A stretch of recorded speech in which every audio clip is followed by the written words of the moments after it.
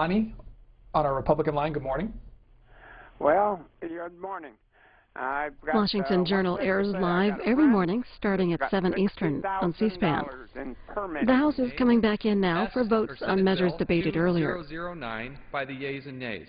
The first electronic vote will be conducted as a 15-minute vote. The remaining electronic votes will be an electronic vote will be conducted as a 5-minute vote. This will be a 15-minute vote. The unfinished business is the vote on the motion of the gentlewoman from Florida, Ms. Ross-Layton, to suspend the rules and pass H.R. 6018 as amended, on which the yeas and nays are ordered. The clerk will report the title of the bill. H.R. 6018, a bill to authorize appropriations for the Department of State for fiscal year 2013 and for other purposes. The question is, will the House suspend the rules and pass the bill as amended? Members will record their votes by electronic device. This will be a 15-minute vote. The House is voting on a bill that authorizes funding for State Department programs for the next budget year at 2012 levels, and also includes management changes to increase the safety of personnel overseas and establishes oversight of cybersecurity and counterterrorism. One more vote after this one. Later this week, the House debates a bill to require the President to report to Congress on exactly what would be cut under the sequestration budget cuts, which start in January. Also, Defense Department spending for the next budget year. We got an update on the Senate agenda from a Capitol Hill reporter.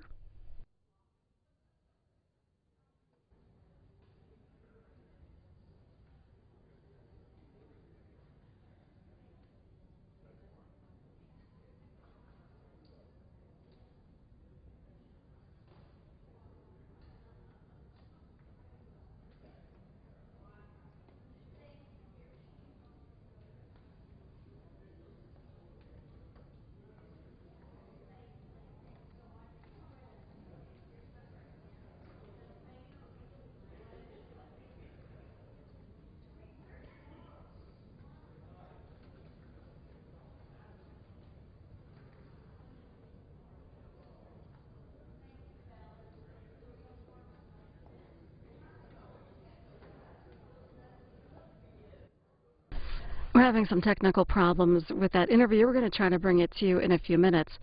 A couple of headline stories from today on Capitol Hill. The Hill writes that several senators today said delaying automatic defense cuts for a year is the best option for Congress looking to avoid steep spending reductions at the Pentagon. Those senators include Republican Senator Kelly Ayotte and Democratic Senator Jeanne Shaheen. Also, the Aerospace Industries Association released a new report today estimating that automatic budget cuts taking effect in January will cost the economy 2 million jobs. Marion Blakey, president and CEO of the trade group, said the cuts would result in an employment Armageddon. And the New York Times writes that a group calling itself the State Budget Crisis Task Force says the fiscal crisis for states will persist long after the economy rebounds, as states confront financial problems that include rising health care costs, underfunded pensions, ignored infrastructure needs, and eroding revenues. An analysis of 6 states released by the group says the severity of the long-term problems facing the states is masked by lax state budget laws and opaque accounting practices. A couple of stories from Capitol Hill today.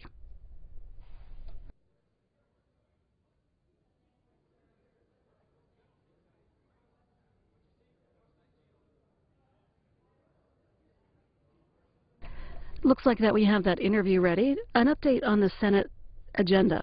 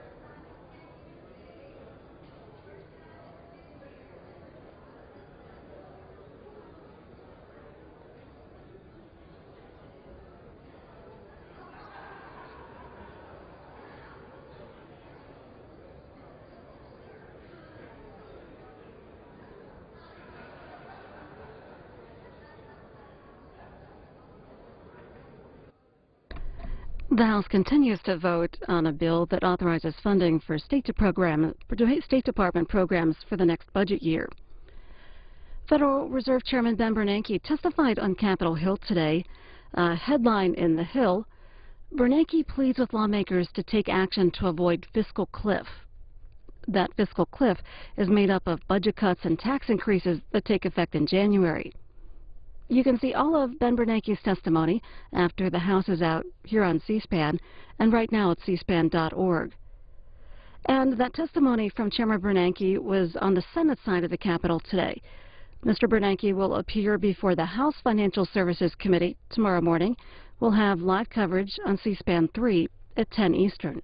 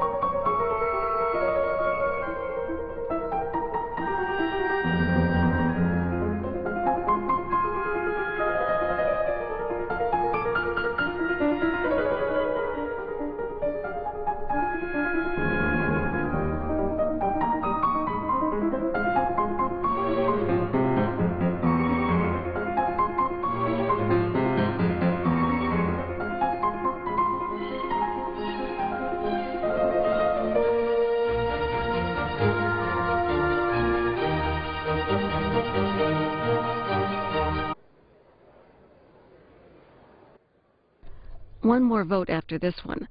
The Committee for a Responsible Federal Budget today launched a campaign to fix the debt. The campaign aims to build support for a debt reduction plan to be passed by Congress and signed by the President by July 4, 2013. Some of the speakers include former Senator Judd Gregg, former White House Budget Director Alice Rivlin, and former World Bank President Bob Zoellick. The Committee for a Responsible Budget news conference will be in our overnight programming here on C-SPAN and is right now on cspan.org.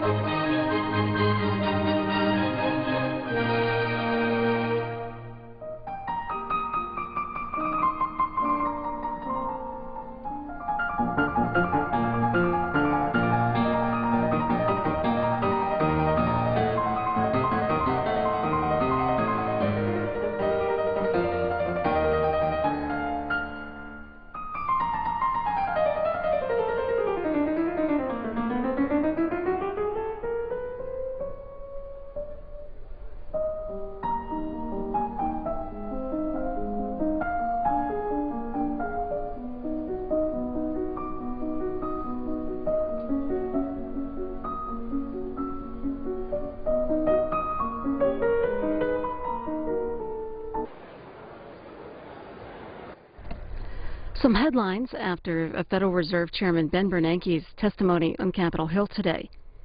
AP writes, Chairman Ben Bernanke offered a sour assessment of the U.S. economy. The Wall Street Journal, Bernanke sees bleak outlook for economy. Politico has the headline, Bernanke pushes Congress to avoid fiscal cliff. And Bloomberg, Bernanke predicts slow progress on unemployment. Chairman Bernanke will also be on Capitol Hill tomorrow before the House Financial Services Committee. We'll have live coverage on C-SPAN 3 at 10 a.m. Eastern.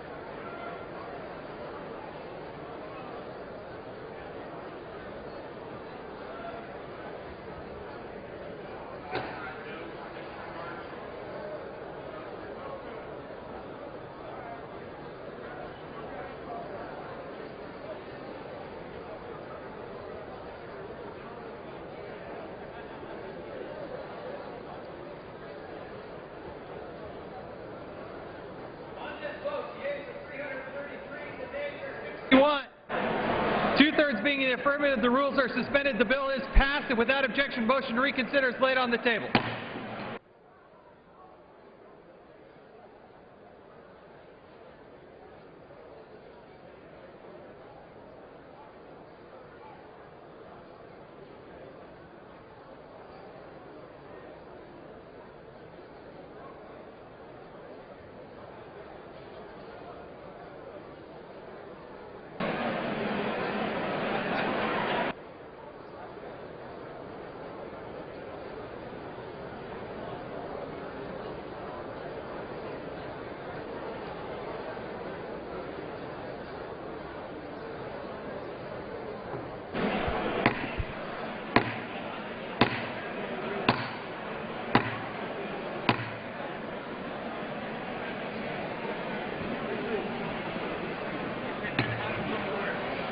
The House will come to order.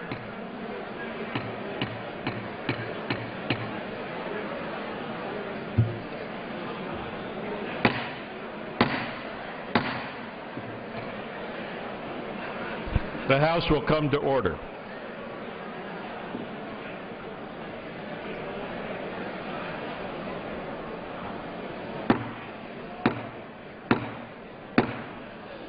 The House will come to order.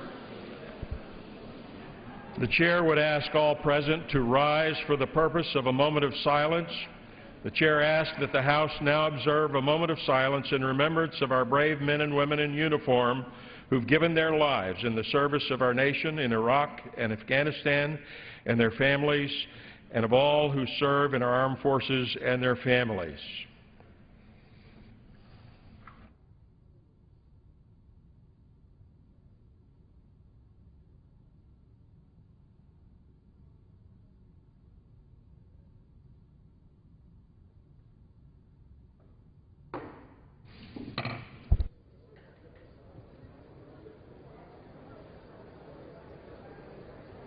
Without objection, 5-minute voting will continue.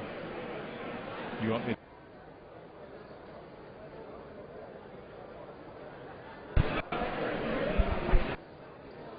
The unfinished business is the vote on the motion of the gentleman from Florida, Ms. Ross-Layton, to suspend the rules and pass S-2009, on which the ayes and nays are ordered. The clerk will report the title of the bill. Senate 2009, an act to improve the administration of programs in the insular areas and for other purposes. The question is, will the House suspend the rules and pass the bill? Members will record their votes by electronic device. This is a 5-minute vote.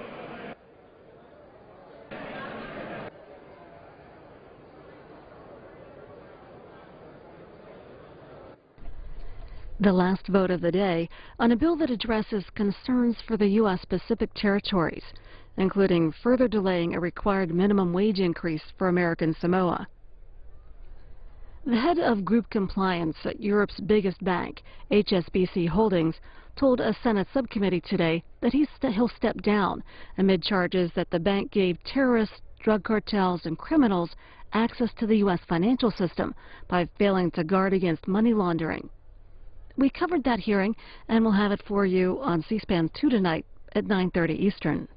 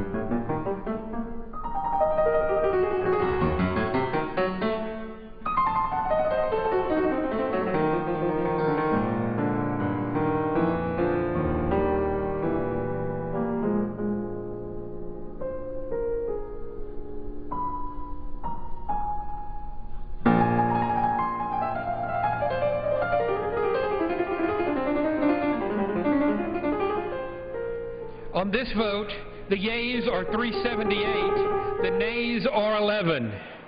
Two-thirds being in the affirmative, the rules are suspended and the bill is passed. And without objection, the motion to reconsider is laid on the table.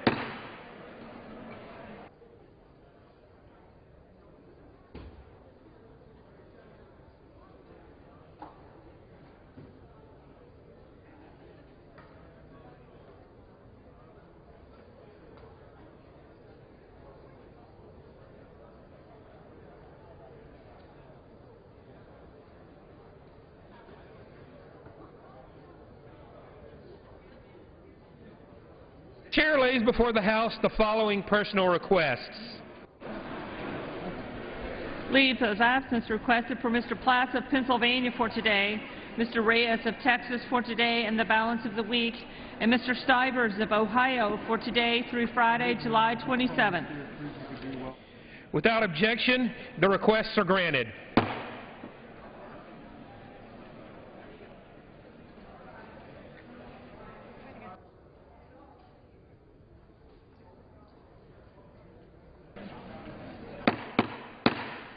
The House will come to order.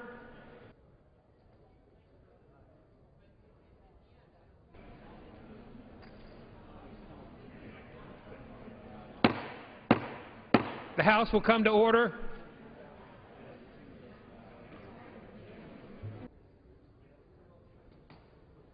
The Chair will now entertain requests for one-minute speeches.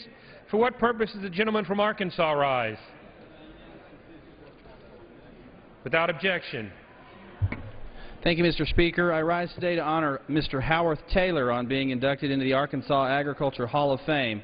For over 60 years, Mr. Taylor has been a pillar of his community. Before starting a career in agriculture, Mr. Taylor demonstrated a strong commitment to our country as a member of the greatest generation. Mr. Taylor was a prisoner of war following the Battle of the Bulge in Germany. For his service, Mr. Taylor earned a Purple Heart and a Prisoner of War Medal. Mr. Taylor started out as a tenant farmer growing corn and soybeans. Soon after he moved to Hickory Ridge, Arkansas, he bought an 850-acre farm and established Taylor Seed Company.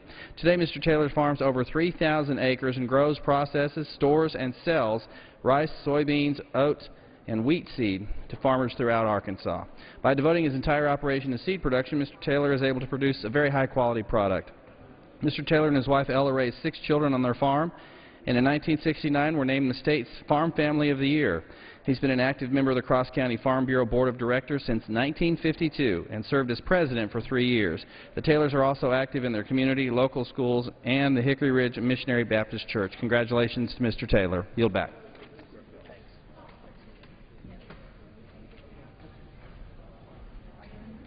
Are there any further requests for 1 minute?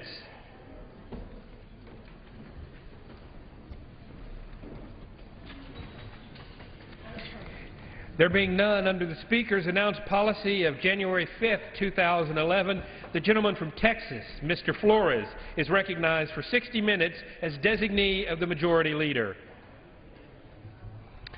Thank you, Mr. Speaker. Mr. Speaker, on June 28th, America lost another hero, Army Lieutenant Colonel Roy Lynn Tisdale.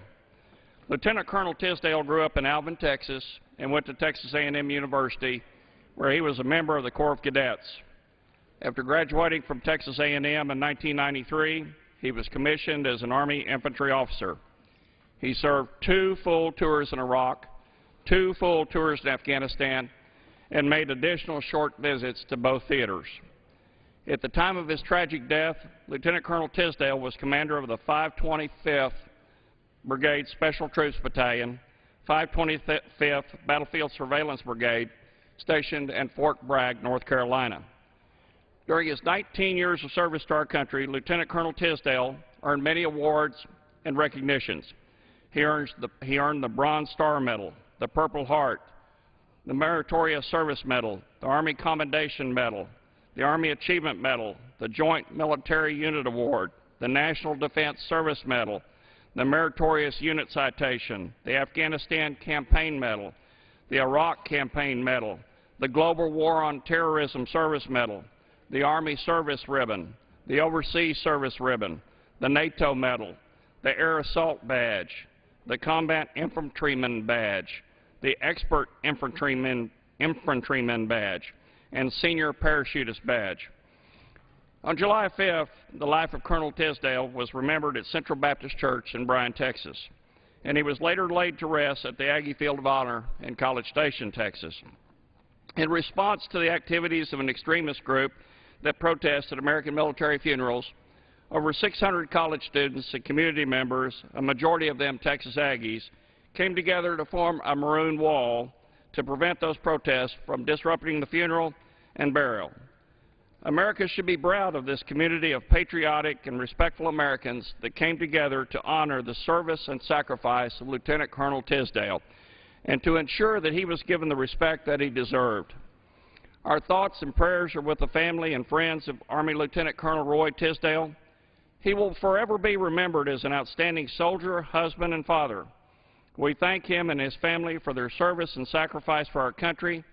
His sacrifice reflects the words of Jesus in John 15:13. Greater love hath no man than this, that a man lay down his life for his friends.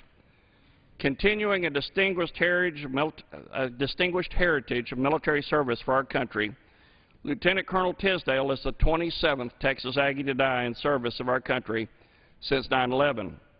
He, like tens of thousands of Aggies before him, answered here when his country called. God bless our military men and women, and God bless America. Mr. Speaker, I yield the balance back to you for Mr. Jones. The gentleman from North Carolina will control the remainder of the hour.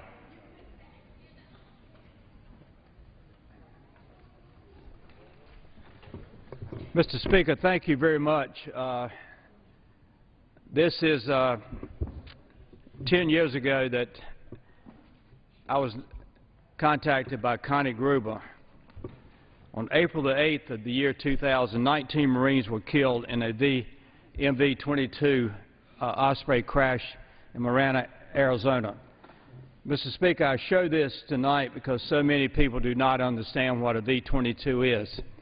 It is the kind of plane, it's basically a helicopter that can become a plane because it would go from the helicopter mode to an airplane mode. And so therefore, the V-22, again, at the time of this crash, was still an experimental plane. In fact, at the time of the crash, you had Secretary of Defense Dick Cheney speaking out to Congress, both House and Senate, that he wanted to eliminate the program. He did not think the V-22 was the right investment by the United States Marine Corps. It so happens that one of the pilots, Major Brooks Gruber, and his wife Connie and his little girl named Brooke live in the 3rd District of North Carolina, which I represent. The pilot was Colonel John Brow. His wife Trish and his son Michael and Matthew live in California, Maryland. And Connie contacted me, and I want to read, Mr. Speaker, what she said. And these are taken from a full letter, but just parts of it to make my point tonight. General James Jones is fully aware of my concerns, as it apparently supported General Nyland and Howe in denying my request for a no-fault amendment to my husband's accident report. He has refused to help me. That is exactly the reason I felt it necessary to contact you, as well as other respected leaders. She further stated in that letter to me, my husband's life was sacrificed for the Osprey, the Marine Corps, and for this nation. I hope you understand why I cannot allow his good name to be sacrificed too. Please remember, these 19 Marines can no longer speak for themselves. I certainly am not afraid to speak for them, and I believe that somebody has to. Even though it is easier to put to rest and forgotten, please join me in doing the right thing by taking the time to address this important issue. Given the controversy of this aircraft and the Marine Corps' vested interests, surely there is an unbiased ethical way to rightfully absorb these pilots. Please help me by not only forwarding my letter request, but by also supporting it. Mr. Speaker, I tonight want to show the face of the pilot. Again, for those that might be watching this tonight in their homes, this is an Osprey, the V-22. At the time of this accident, there were many, many questions, and I will touch on those questions in the next few minutes, Mr. Speaker, but this is the pilot. His name is Colonel John Brow. The co-pilot is Major Brooks Gruber. He is to the left of to the left of the post of John Brow. Mr. Speaker, I cannot continue tonight without letting the American people know that shortly after the accident, there were 3 Marines from New River, which is in my district of eastern North Carolina. These 3 investigators, Colonel Mike Morgan, I mentioned his name several times in the next 30 minutes, and also Colonel Ron Radish and Major Phil Stackhouse, they were sent to Arizona the day after the accident. 19 Marines were killed, and the 2 pilots that I've just mentioned. These 3 Marines were sent there by the Marine Corps to investigate the accident, and they wrote what is called the Jagman Report.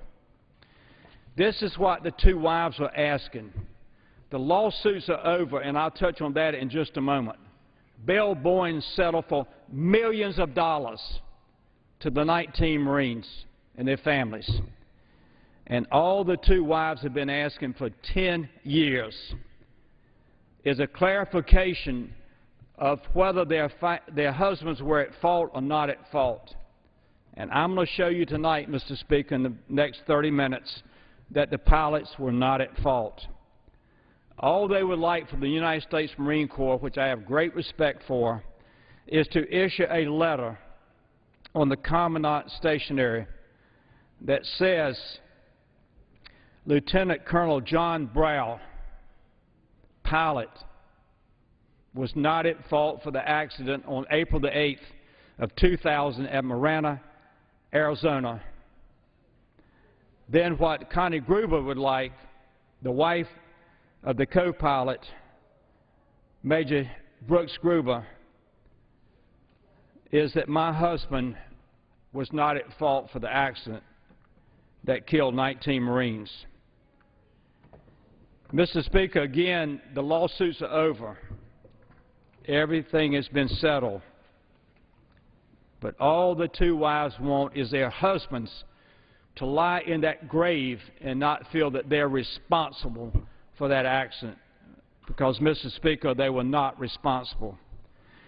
I want to thank Congressman Steny Hoyer from Maryland for joining in this effort, because John Brown's wife, Trish, her sons Matthew and Michael live in California, Maryland.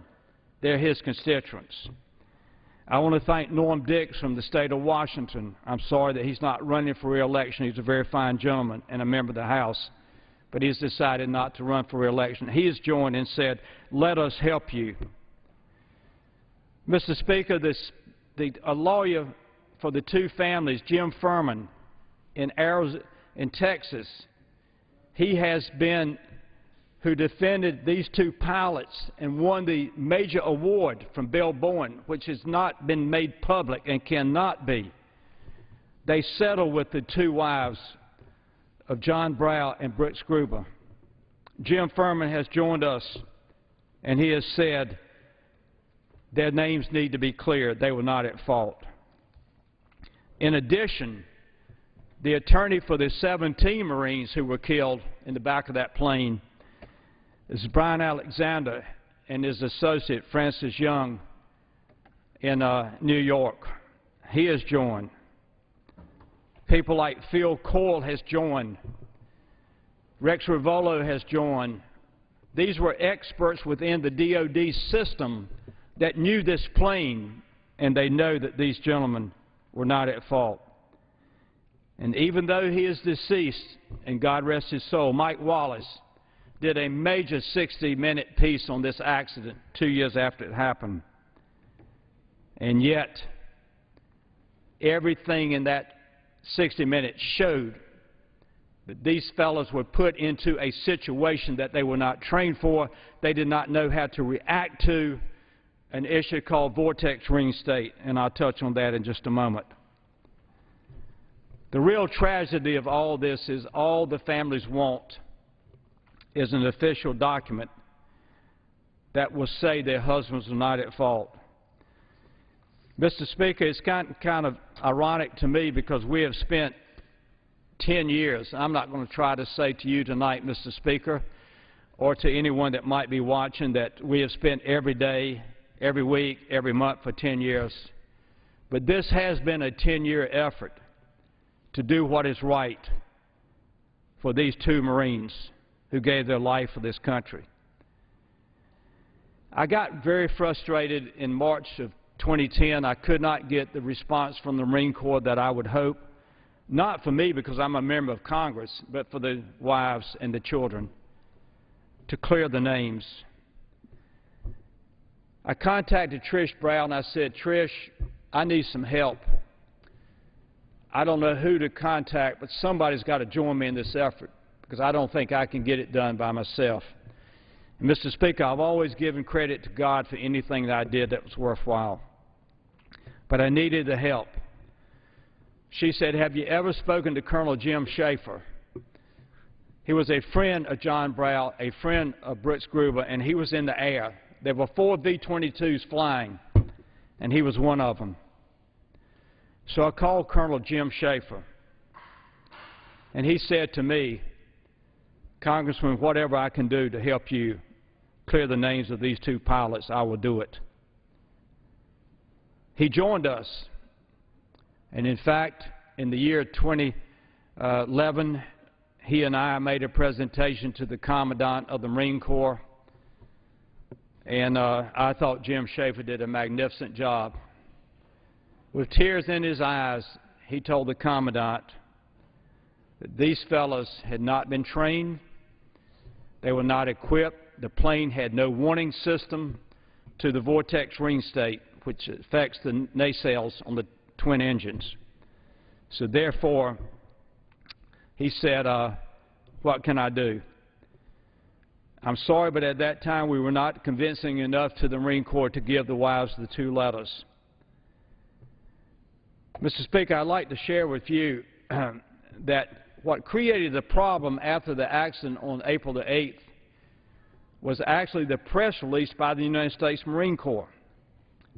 The Commandant at the time, a very fine gentleman, I've met with him several times, think the world of him. We're not related, even though my name is Jones, is Commandant Jim Jones.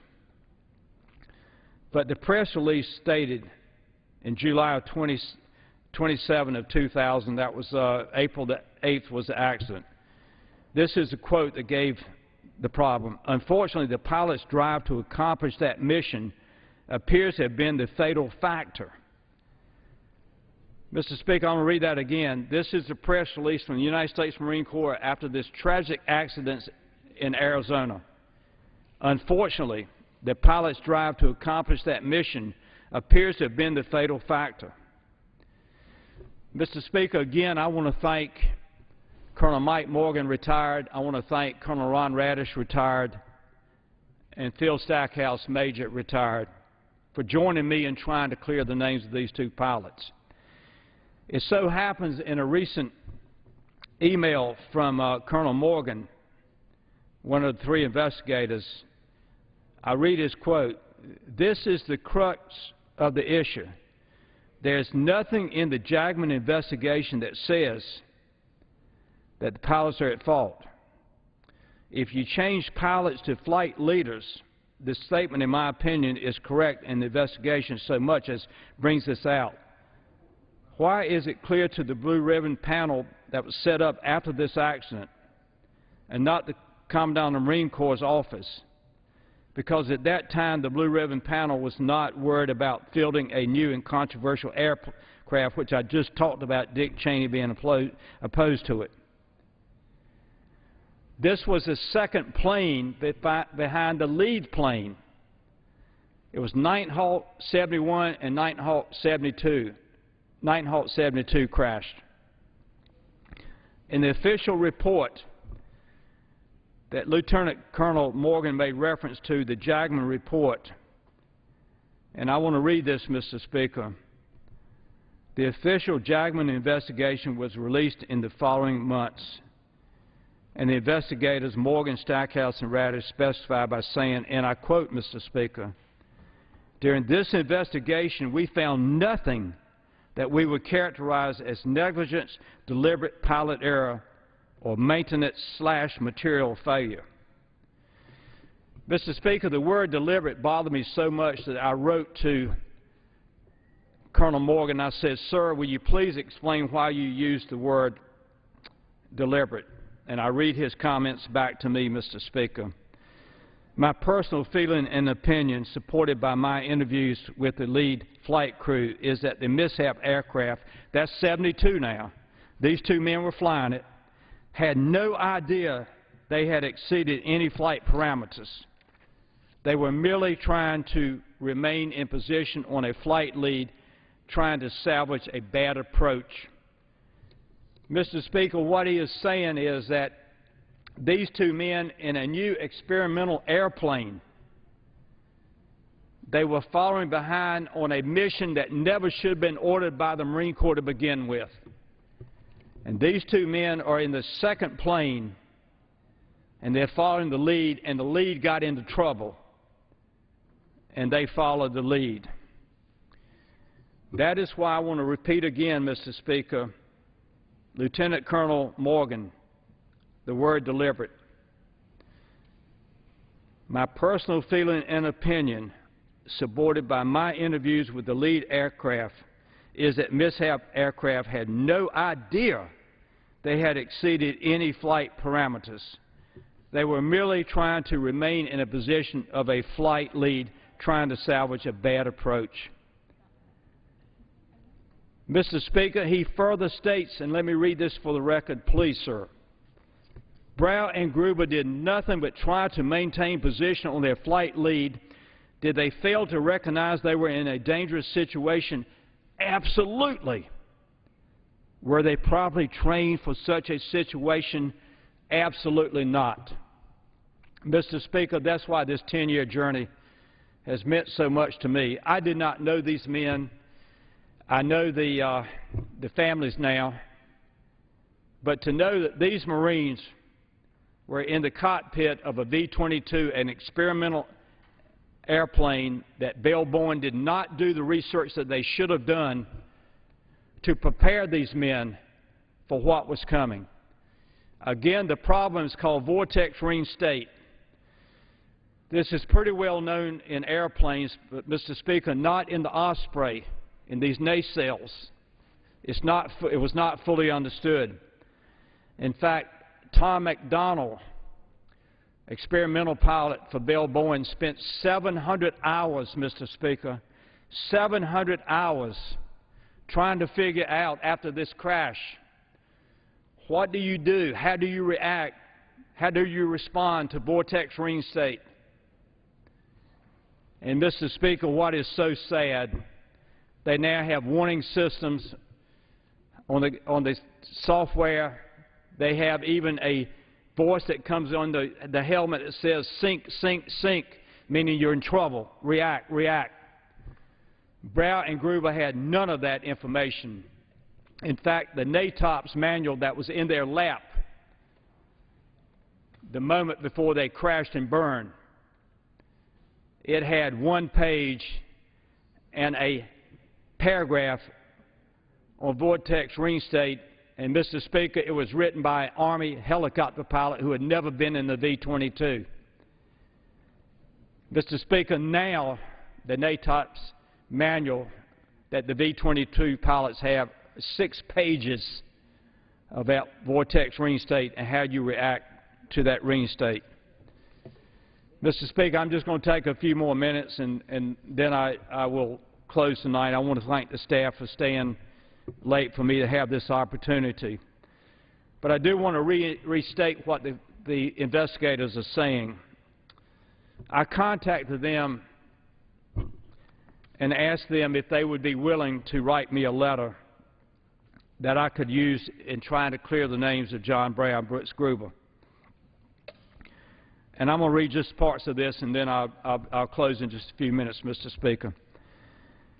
This is from Phil Stackhouse. I do not believe that it would be a surprise to anyone that it is my opinion the mishap was not a result of pilot error, but was the result of a perfect storm of circumstances.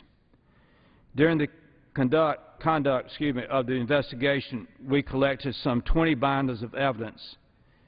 I'm going to just skip from one paragraph to another. This includes, for example, compressed testing. That means they did not do the test on this issue of vortex ring state. They had no way to evaluate it because they didn't test it. Created by deadlines, fundings, and maintenance. The omission of important testing and evaluation missions, the action of the lead aircraft in this section, and lack of understanding how vortex ring state / power settling would actually affect the Osprey in the real-world situation and simulate real-world testing. Mr. Speaker, this is the whole thing, and I'll close on Mr. Stackhouse, and then I'll read 2 others very quickly. Stackhouse, one of the investigators, said, for any record that reflects the mishap was a result of pilot error, it should be corrected. For any publication that reflects the mishap was a result of pilot error, it should be corrected and recanted. Again, this is one of the 3 investigators. I'll read the others very quickly, Mr. Speaker. This is from Mike Morgan. He supports my effort to clear the names of John Brown and Brooks Gruber. He further states that the Judge Advocate General JAG mishap report and over 20 binders of evidence provided clearly focused on the consequences of encountering vortex ring state in a tilt rotor aircraft and questionable flight management of Nighthawk 72 lead aircraft as a key contributing factors among many. In my opinion, as a former USMC weapons and tactical instructor, flight leader, mission commander, John Brown and Brooks Gruber performed as model wingmen in their mission. They were doing exactly what is expected of a wingman on a tactical flight. Mr. Speaker, the reason for reading that is that I want to restate that the 3 investigators of the V-22 crash, they know that John Brown and Brooks Gruber. Mr. Speaker, I cannot imagine, I am a man of strong religious faith, but I cannot imagine being the pilot and co-pilot with 17 young Marines sitting in the back of your plane and all of a sudden you are hit with a situation that you don't understand, you don't know how to react, you've never been trained, you have no warning system, but something's not right as that plane is beginning to shake.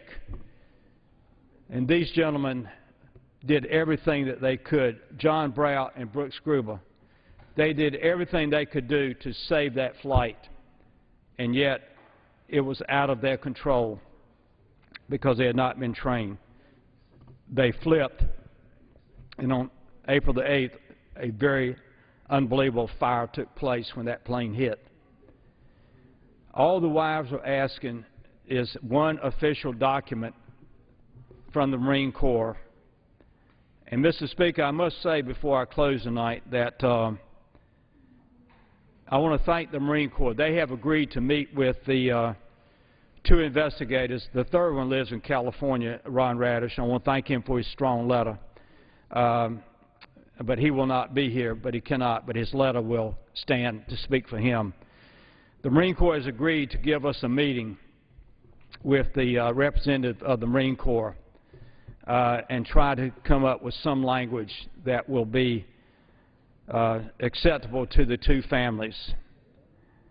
And I'm going to ask the Commandant of the Marine Corps, I doubt if he will do it, but do something right for the Corps that so many American people, including myself, had the greatest respect for.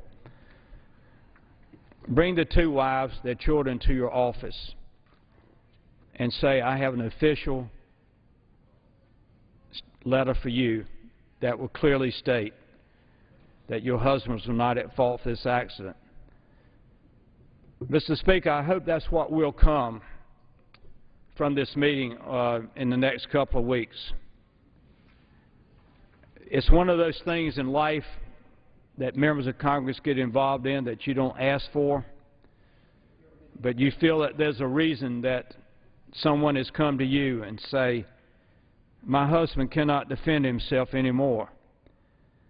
But yet, because of one press release that indicated that these pilots were descending too quickly, they did not know what they were doing at the time. There was no indication on their software panel that they were in trouble. So my hope is, Mr. Speaker, that the Marine Corps will give Connie Gruber and Trish Brow what they're asking for.